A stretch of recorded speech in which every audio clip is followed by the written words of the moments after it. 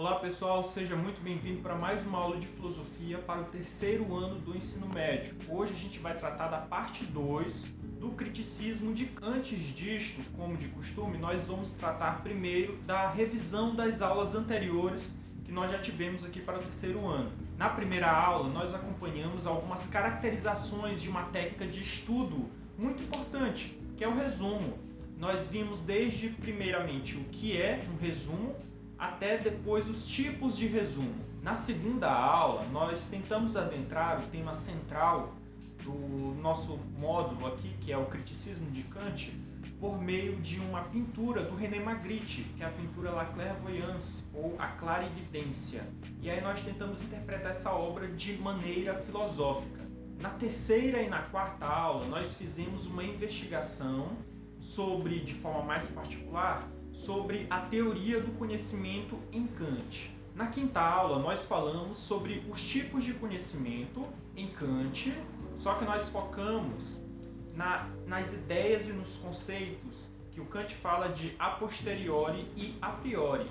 Após esse momento inicial de revisão das aulas anteriores, agora sim a gente vai adentrar no tema da nossa aula de hoje, que vai ser a continuação do tema do criticismo em Kant. Hoje nós iremos tratar um pouco mais sobre os tipos de juízo em Kant. Mas antes de ver os tipos de juízo, é necessário que a gente investigue sobre o próprio conceito de juízo. Ou seja, a gente vai se perguntar agora o que é um juízo. Quando você comenta sobre o que alguém está vestindo, por exemplo, sobre a roupa de uma outra pessoa, você está produzindo um julgamento sobre aquilo, na medida em que você está julgando a roupa do outro. Um julgamento é um juízo, ou seja, quando nós julgamos algo, nós estamos produzindo um juízo. Um juízo também pode ser compreendido como uma afirmação sobre algo. Voltando ao nosso exemplo anterior, o exemplo da roupa, nós poderíamos dizer que a seguinte frase: a roupa do meu amigo é bonita. Toda essa frase é um juízo. Vamos tentar simplificar um pouco mais essa frase. Vamos colocar o seguinte agora: a roupa é bonita. Façamos agora, antes de nós continuarmos com a nossa aula de filosofia, façamos uma análise sintática dessa frase, ou melhor, desta oração. Vocês conseguem identificar qual é o sujeito e qual é o predicado desta frase? A roupa é bonita. Então, na frase a roupa é bonita, quem é o sujeito? A roupa. E quem é o predicado? É bonita. Se eu digo a frase Kant foi um filósofo, qual é o sujeito? Kant. E qual é o predicado? Foi um filósofo. É importante vocês saberem essa diferença entre sujeito e predicado para vocês compreenderem o que a gente vai falar a seguir. Kant divide os juízos em dois tipos básicos: os juízos analíticos e os juízos sintéticos. A diferença básica entre eles vai consistir no modo como aparecem o sujeito e o predicado, que a gente estava vendo nos exemplos anteriores.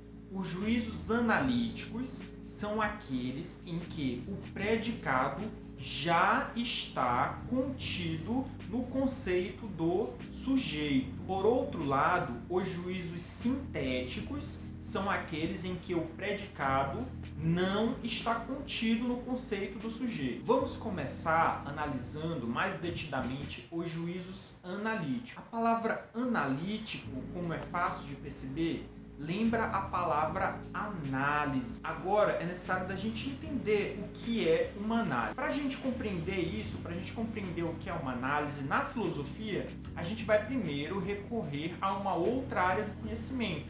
A gente vai recorrer primeiro agora à química, para a gente poder entender o que é análise. Existe na química uma reação chamada de análise. O que é análise na química? A análise na química significa uma reação em que um reagente dá origem a produtos mais simples do que ele. A análise na química também é chamada de decomposição. Vamos tentar ver o exemplo da análise na química na imagem aqui acima. Nós temos primeiramente duas moléculas de água representadas pelo termo 2H2O. Depois da reação, nós iremos decompor aquelas duas moléculas de água primeiramente em duas moléculas de hidrogênio, que é o H2, e depois em uma molécula de oxigênio, que é o O2. O ponto central aqui não foi feito nada de novo. Foi feita apenas uma decomposição, uma divisão, uma análise. E assim como ocorre na química, vai ocorrer também na filosofia e no tema que nós estamos estudando agora, que são os juízos analíticos, ou seja, os juízos em que ocorre uma análise. Então vamos voltar agora para a parte propriamente filosófica. Os juízos analíticos, como nós já falamos, são aqueles em que o predicado está sim contido no conceito do sujeito. Os juízos analíticos possuem duas qualidades e um defeito.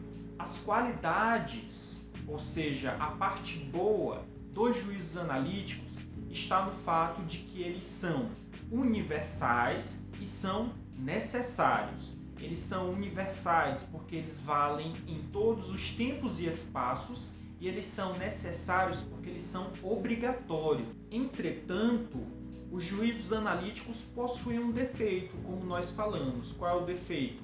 É que eles não levam a novos conhecimentos. Assim como nós vimos anteriormente na reação química, em que não foi formado nada de novo. Então, nos juízos analíticos não ocorre nenhum novo conhecimento. Exemplo de um juízo analítico. O quadrado tem 4 lados. Qual é o sujeito? O quadrado. E qual é o predicado? Tem 4 lados. Lembrando, o que é um juízo analítico? O juízo analítico é aquele em que o predicado já está contido no conceito do sujeito. O predicado da frase anterior já está contido no conceito do sujeito? Podemos ver que sim.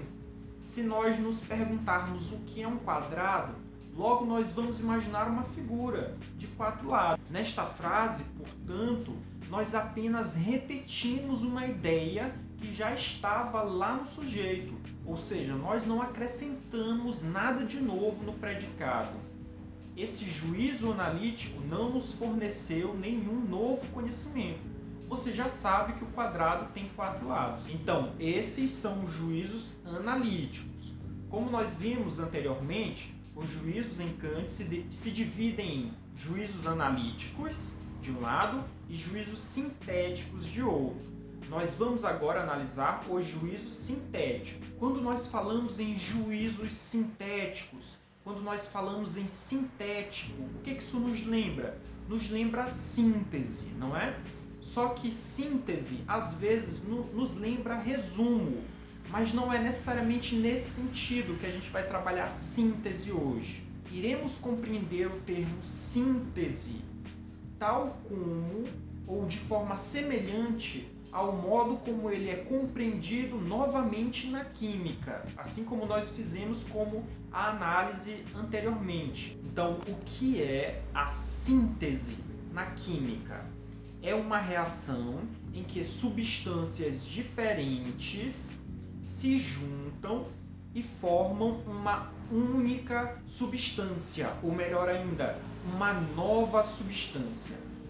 A reação de síntese na química também é chamada de reação de adição. Vamos ver o exemplo a seguir, em que uma molécula de ferro é misturada com uma molécula de enxofre.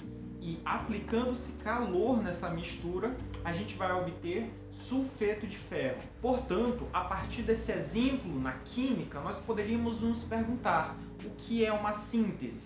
A síntese, portanto, é uma ligação, uma adição, uma união de duas coisas diferentes em uma nova coisa. No caso da filosofia de Kant, nós diremos que é formada a seguinte síntese. a síntese entre o sujeito e o predicado, que irão formar uma frase com um novo significado. O conceito filosófico de juízo sintético diz o seguinte: o juízo sintético é aquele em que o predicado não está contido no conceito do sujeito. Nós teremos um desafio para compreender os juízos sintéticos, na medida em que ele possui dois tipos principais. Existem os juízos sintéticos nas seguintes formas: a posteriori, a primeira, e a priori, a segunda. Vamos começar pelo a posteriori. Como nós vimos na última aula, a posteriori significa aquilo que é posterior ou aquilo que vem depois da experiência ou do conhecimento que vem dos sentidos. Sendo assim, o juízo a posteriori é aquele que depende, de certa forma, da experiência ou dos meus sentidos. Ou melhor ainda, você pode falar que os juízos a posteriori são aqueles que são condicionados pela minha experiência ou pelos meus sentidos. Sendo assim, o juízo a posteriori irá depender da minha experiência, da sua experiência, da experiência do seu primo, da experiência da sua tia e assim sucessivamente. A questão então é agora: o juízo a posteriori será igual para todas as pessoas? E a resposta é não. Com isto, nós vemos que o juízo a posteriori não é universal, ou seja, ele não vale em todos os tempos e espaços. E o juízo a posteriori também não é necessário, ou seja, ele não é obrigatório. O juízo a posteriori tem o seguinte nome completo: juízo sintético a posteriori. Nós não falamos esse nome todo, esse nome completo anteriormente para não dificultar a compreensão. Mas o nome completo dele, novamente, é juízo sintético a posteriori. Mas agora podemos entender o que significa cada termo dessa expressão. Juízo sintético a posteriori. Juízo significa afirmação ou julgamento. Sintético, união de coisas diferentes. E a posteriori, que vem depois da experiência. Vamos agora, finalmente, para um exemplo daquele tipo de juízo, de um juízo sintético a posteriori. A frase "aquele quadrado é amarelo" é um exemplo de juízo sintético a posteriori. Primeiramente, nós temos que saber quem é o sujeito e quem é o predicado daquela frase. Aquele quadrado é amarelo. Qual é o sujeito? Aquele quadrado. E qual é o predicado? É amarelo. Neste exemplo, observamos que o predicado não está contido no conceito do sujeito. Estamos falando algo novo. Nem todo quadrado é amarelo, estou me referindo àquele quadrado.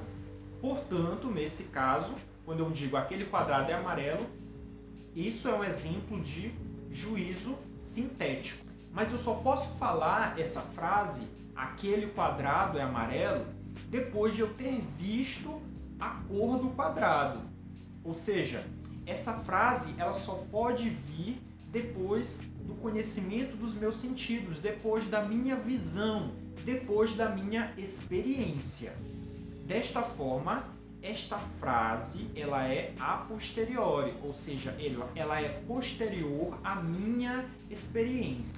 Esta frase, aquele quadrado é amarelo, esta frase também não é universal e nem necessária. Se eu mudar a luz em que se encontra o quadrado, ele pode mudar de cor.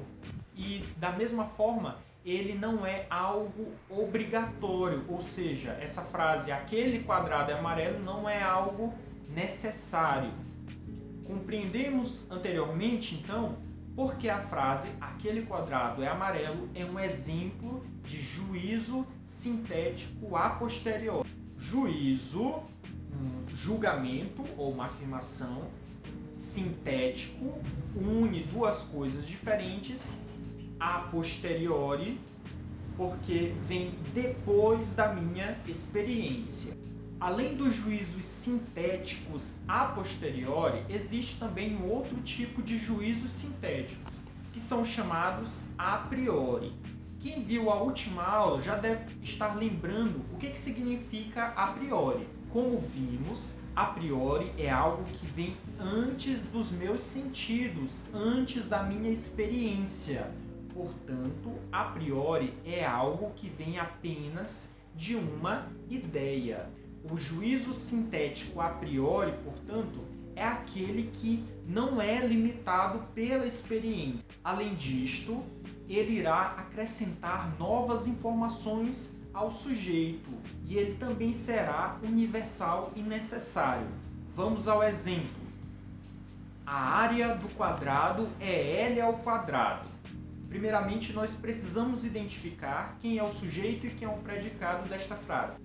O sujeito é a área do quadrado e o predicado é L ao quadrado. Aquilo que está no predicado não está já no conceito do sujeito. Ou seja, eu estou colocando algo novo no conceito do sujeito. A área é uma superfície de uma figura e um quadrado é uma figura de 4 lados. A área de um quadrado é a superfície de uma figura de 4 lados. Esta ideia não é repetida no predicado. O predicado contém uma nova ideia, que é lado vezes lado, ou lado ao quadrado. Portanto, esta frase é um juízo sintético.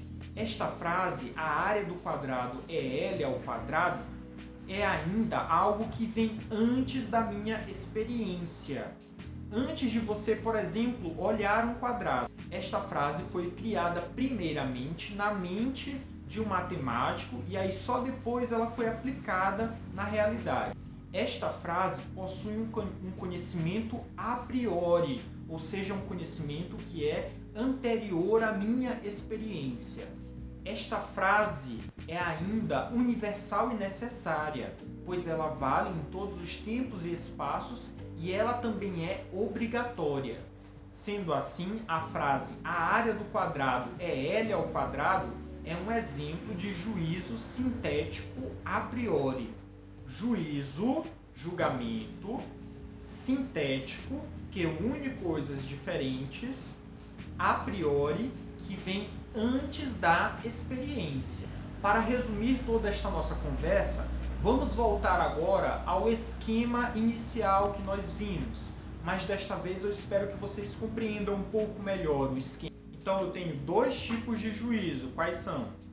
Os juízos analíticos e os juízos sintéticos. Vamos começar pela parte de cima. O juízo analítico, o predicado, já está contido no conceito do sujeito.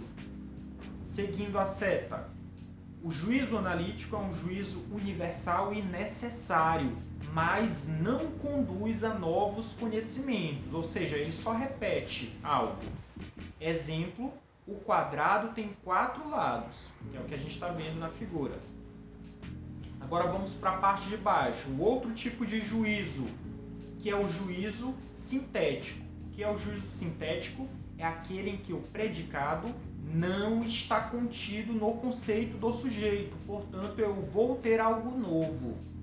Vamos agora para a parte de baixo, o juízo sintético. O que é o juízo sintético?